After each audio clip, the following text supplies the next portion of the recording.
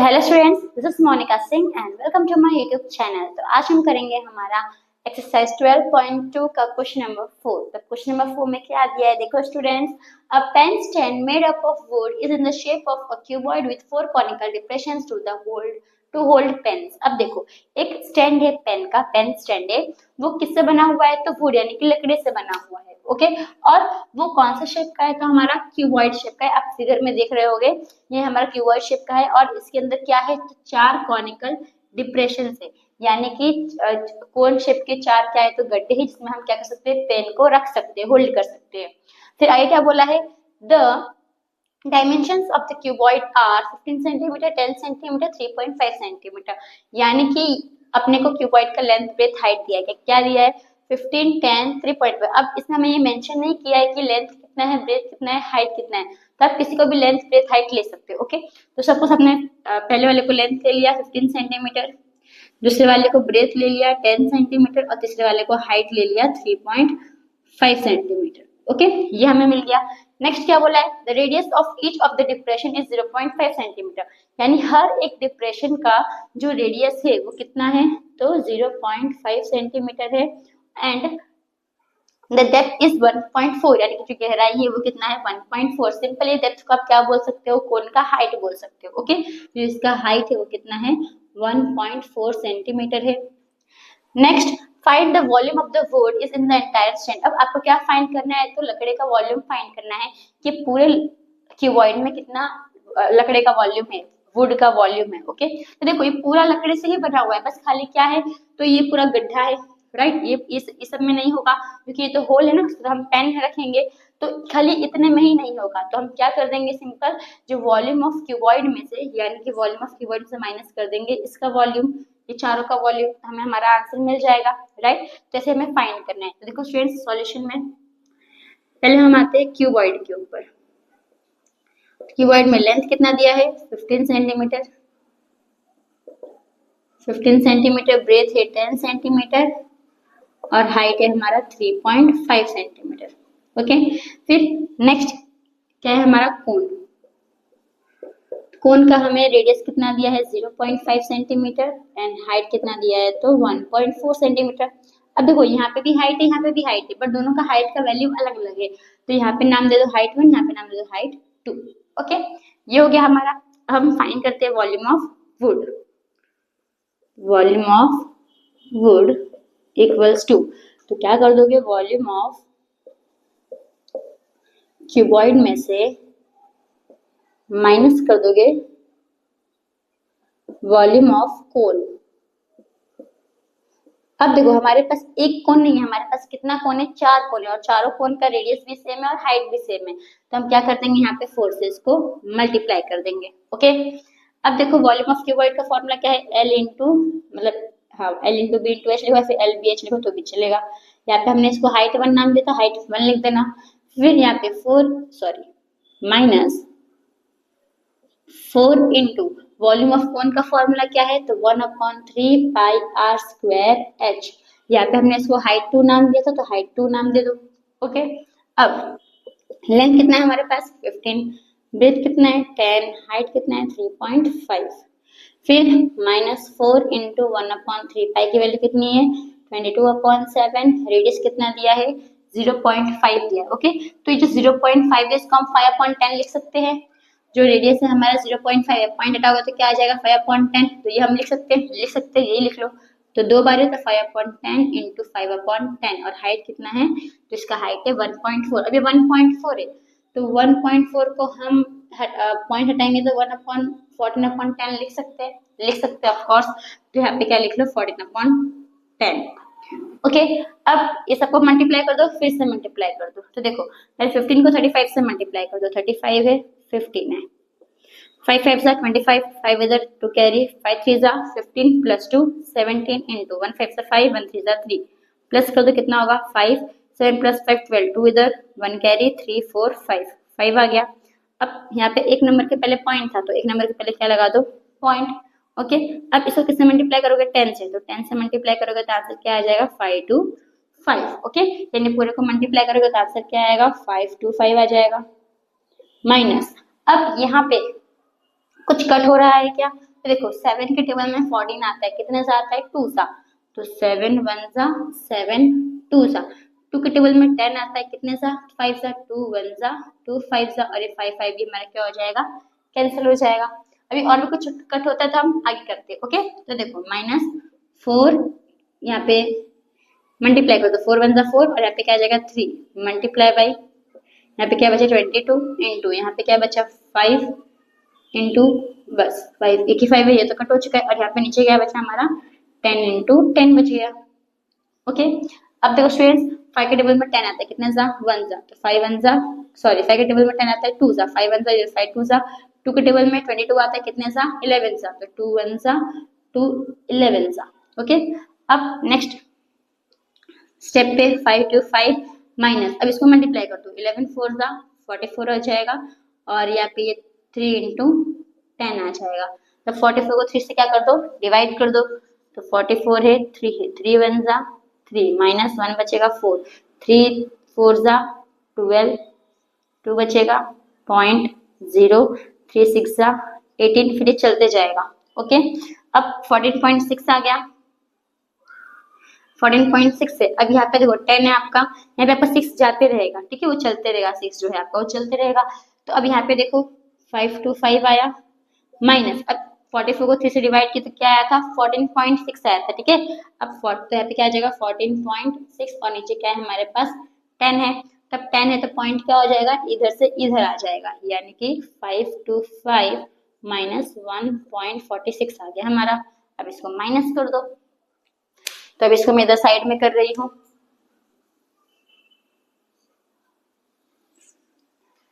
अब इसको भी रब कर देती हूँ।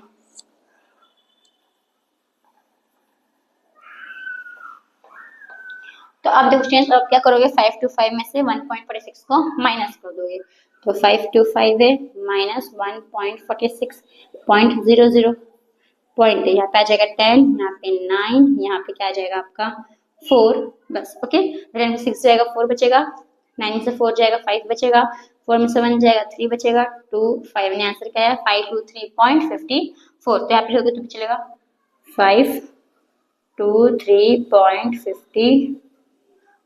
ओके ये जो हमारा एक इसमें सेंटीमीटर है, तो यहाँ पे हमारा क्या आ जाएगा सेंटीमीटर क्यूब, तो ये आ गया हमारा आंसर। तो यहाँ पे देयरफॉर क्या लिख दोगे, therefore volume of wood in the entire stand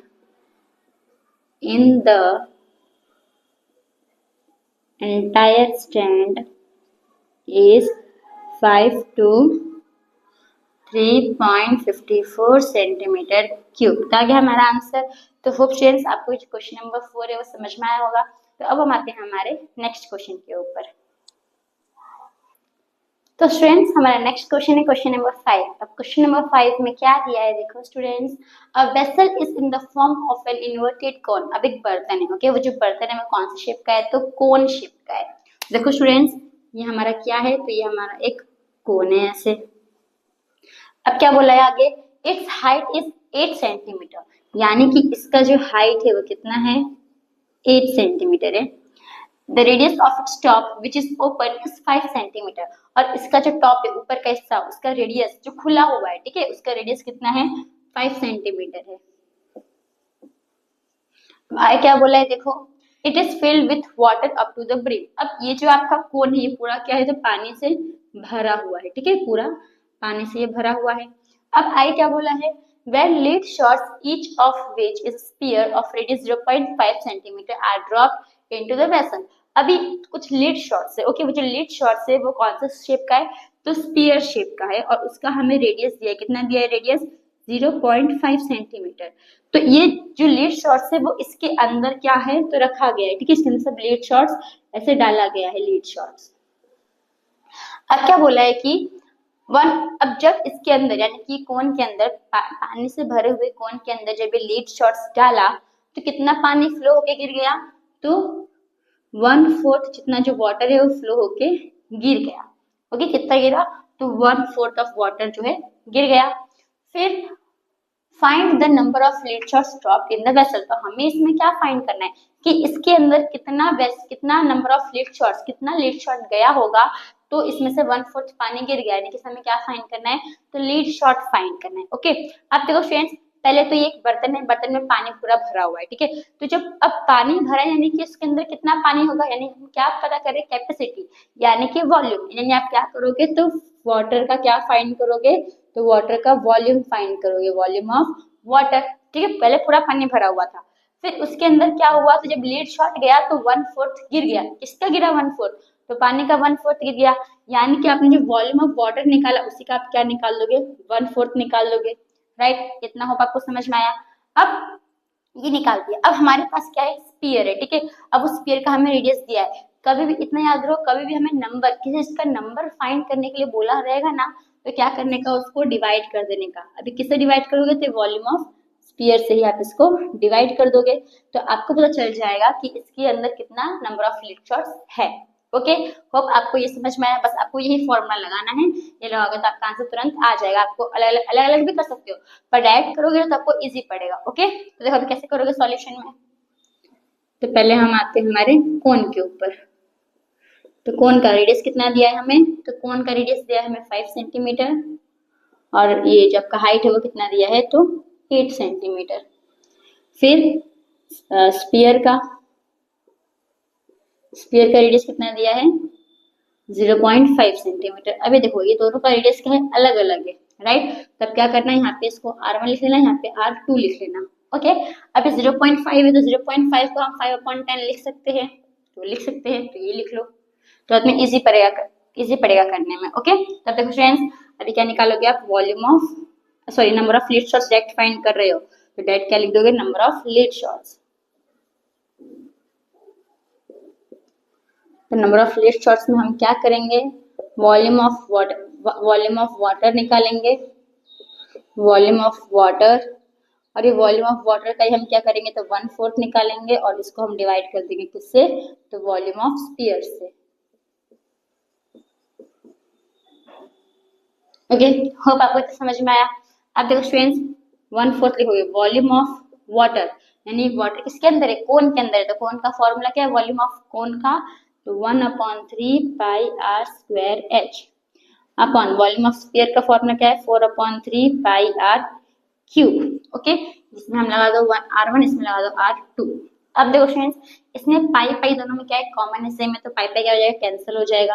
अगर आप देखोगे तो ये 3 भी क्या है, सेम है, देखो 1/3 है, 4/3 दोनों डिनोमिनेटर ही है, तो ये कैंसिल ही होगा, तो 3 कैंसिल हो जाएगा। अब आपको लग रहा होगा कि 4 भी कैंसिल होगा, नहीं, 4 कैंसिल नहीं होगा, कि 1/4 है, 4/3 है, ये ऊपर नीचे, तो ये कैंसिल नहीं होगा। ओके, तो आपको इतना समझ में आया। अब जो बच गया उसको लिख लेते हैं, 1/4 मल्टीप्लाई बाय, अब ये रेडियस है, ठीक है, रेडियस 1 कितना है हमारा, 8 है, सॉरी 5 है, तो 2 बार है, तो 5 × 5 लिख दो, और हाइट कितना है हमारे पास, 8 है, तो 8 लिख दो, फिर अपॉन 4 है, इंटू फिर R2 यानी कि रेडियस 2 कितना है हमारे पास, 5, 0.5 भी लिख सकते हो, 5/10 भी लिख सकते हो, 5/10 लिखोगे तो इजी पड़ेगा, तो 5/10 इंटू 5/10।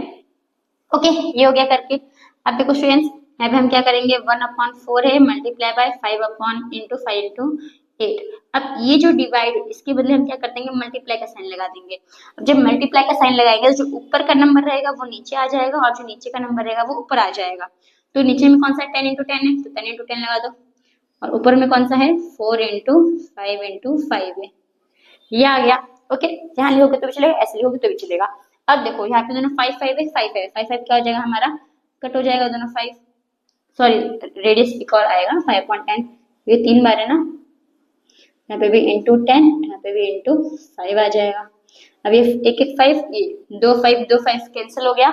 अब देखो ये 4 के टेबल में 8 आता है, कितने सा आता है, 2 सा, तो 4 1 सा 4 2 सा। अब एक ही में सब नहीं करते, अब आगे बढ़ते हैं वहां पे। ओके, तब देखो स्टूडेंट्स, यहाँ पे क्या बचा हमारे पास, ये 2 बचा, 2 इंटू यहाँ पे ये 3 10 बचा, 10 इंटू 10 इंटू 10, और यहाँ पे हमारे पास क्या बचा, 4 × 5, 4 × 5।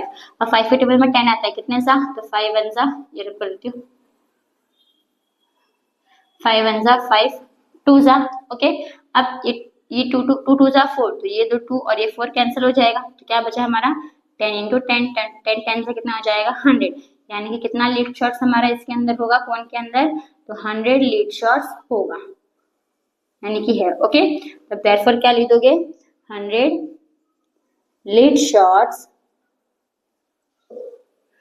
dropped in the vessel, dropped in the vessel। Okay, तो यहाँ पे जो हमारा आंसर है वो आ गया। तो होप स्टूडेंट्स आपको ये क्वेश्चन नंबर 5 वो समझ में आया होगा, इजी, कुछ हार्ड नहीं है, हमने बस क्या किया, डायरेक्ट इसको सॉल्व कर लिया। ओके, तो होप आपको क्वेश्चन नंबर 5 समझ में आया होगा। तो अब हम आते हैं हमारे नेक्स्ट क्वेश्चन के ऊपर। तो स्टूडेंट्स हम करेंगे हमारा क्वेश्चन नंबर 6। क्वेश्चन नंबर 6 में क्या दिया है, देखो students, a solid iron pole consist of a cylinder of height to 20 centimetre.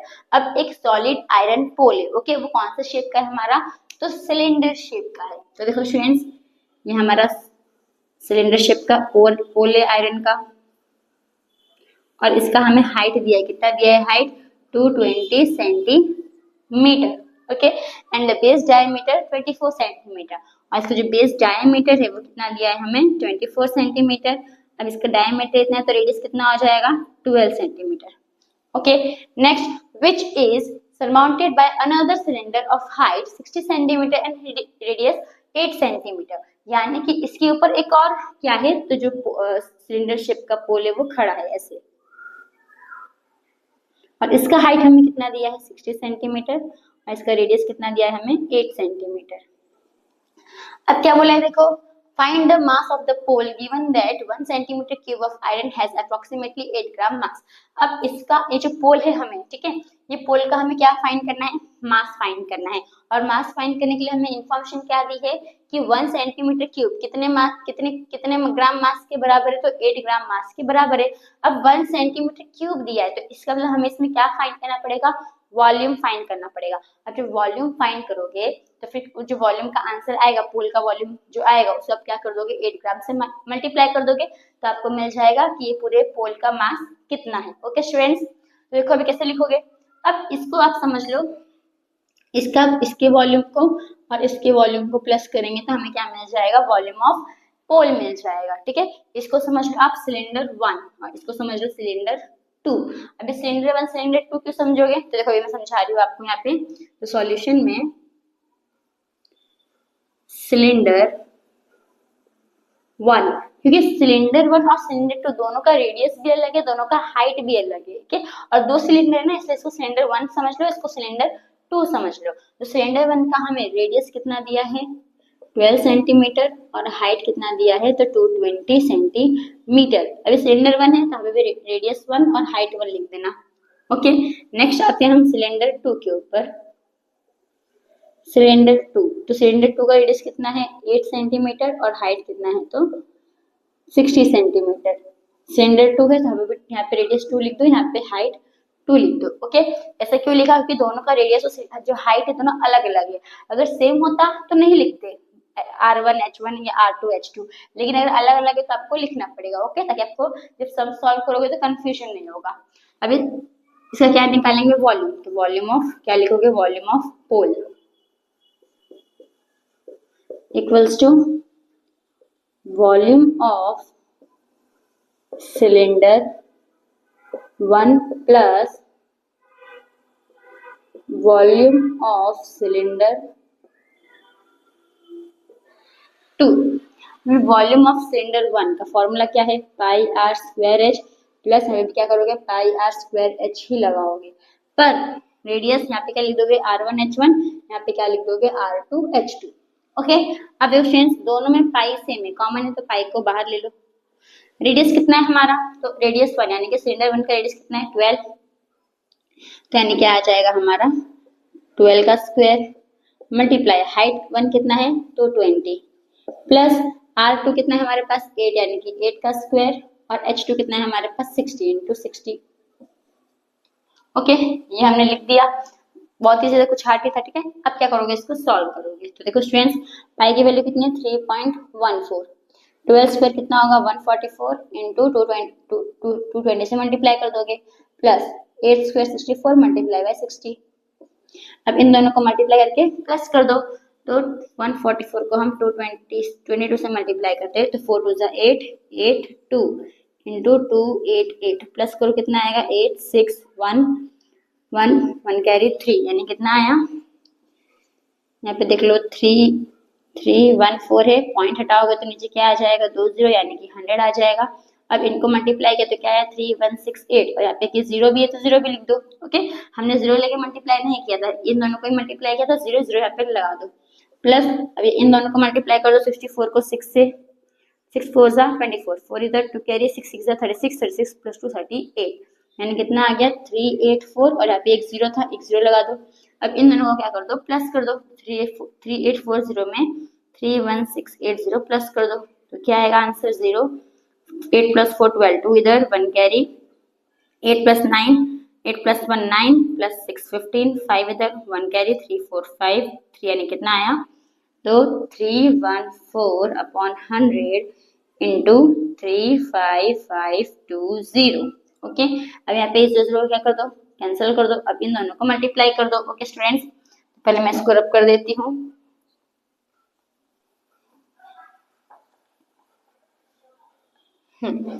तब ये जो 352 है यहाँ पे मल्टीप्लाई कर देती हूँ, 3552 को मल्टीप्लाई कर दो 314 के साथ, 314 के साथ तो 4 2 जा 8 4 5 से 20 0 2 कैरी 4 5 से 20 प्लस 2 22 2 इधर 2 कैरी 4 3 से 12 12 प्लस 2 14 इंटू 1 2 जा 2 1 5 से 5 1 5 से 5 1 3 जा 3 इंटू 3 2 जा 6 3 5 जा 15 5 1 कैरी 3 5 15 प्लस 1 16 6 1 कैरी 3 3 जा 9 प्लस 1 10 तो 8 आ जाएगा 2 6 प्लस 5 11 प्लस 2 13 3 इधर 1 कैरी यहाँ पे जाएगा 15 5 1 कैरी 9 10 11 1 1 कैरी 1 1 तो कितना आया हमारा आंसर 1 1 1 5 3 2 8। अब यहाँ पे देखो एक 0 है, नीचे 0 है तो क्या करोगे एक नंबर के पहले पॉइंट लगा दोगे तो हमारा आंसर क्या आ गया 1 1 1 1 532.8 सेंटीमीटर क्यूब। यहाँ पे क्या लिख दोगे therefore volume of pole is 111,532.8 centimetre cube. तो इतना हमारा आ गया। अब हम क्या करेंगे स्टूडेंट्स, तब मास निकालेंगे। ये हमने क्या निकाल लिया वॉल्यूम, अब हम मास निकालेंगे। ओके, तो देखो स्टूडेंट्स अब मास कैसे निकालोगे।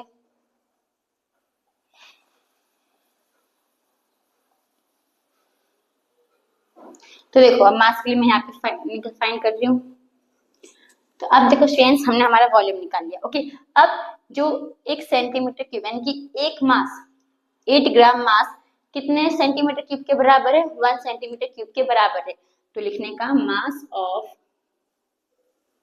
1 सेंटीमीटर क्यूब कितने ग्राम के बराबर है तो 8 ग्राम के बराबर है। हमें कितने का निकालना है तो इतने का निकालना है। तो हम क्या निकालेंगे लिखेंगे टोटल मास। तो क्या कर दोगे ये 8 ग्राम को आप मल्टीप्लाई कर दोगे 11532.8 से। ओके 11111 आएगा 111,532.8 सेंटीमीटर क्यूब से मल्टीप्लाई कर दोगे तब मल्टीप्लाई कर दो तो देखो 111,532.8 मल्टीप्लाई बाई 8 8 8 जा 64 4 इधर 6 कैरी 8 2 जा 16 प्लस 6 22 2 इधर 2 कैरी 8 3 जा 24 प्लस 2 26 6 इधर 2 कैरी 8 5 जा 40 प्लस 2 42 2 इधर 4 कैरी 8 1 जा 8 प्लस 4 12 2 इधर 1 कैरी 8 1 जा 8 प्लस 1 9 और 8 1 जा 8 यानी कितना आया 8922624। ओके 8922624 बच्चे भी कर लेते हैं 6 कैरी 16 प्लस 8 16 प्लस 6 2 इधर 2 कैरी 8 24 प्लस 2 26 6 इधर 2 कैरी 40 2 इधर 4 कैरी 8 प्लस। ओके राइट है। अब यहाँ पे एक नंबर के पहले पॉइंट था तो एक नंबर के पहले क्या लगा दोगे पॉइंट लगा दोगे। ठीक है, तो ये हमारा ग्राम में आ गया। अब इसको आप इसको किलोग्राम में भी कन्वर्ट कर सकते हो। किलोग्राम में कैसे कन्वर्ट करोगे 1 ग्राम कितने किलोग्राम के बराबर होता है तो 1000 किलोग्राम के बराबर होता है। यानी आप इसको क्या कर दोगे 89226.2 को डिवाइड कर दोगे 1000 से तो आपका आंसर किसमें आ जाएगा किलोग्राम में। अब नीचे 3 0 है तो पॉइंट जो है 3 नंबर के पहले आ जाएगा यानी कि 8922624 यहाँ पे पॉइंट था राइट, यहाँ पे हमारा ऑलरेडी पॉइंट था तो 1 2 3 यहाँ पे पॉइंट आ जाएगा 3 नंबर के पहले 1 2 3 यहाँ पे पॉइंट आ जाएगा। ओके, तो यहाँ पे क्या आ गया हमारा किलोग्राम। तो देयरफॉर क्या लिखोगे टोटल मास इज 892.2624 किलोग्राम। तो आगे हमारा आंसर। तो होप फ्रेंड्स आपको क्वेश्चन नंबर 6 से वो समझ में आया होगा।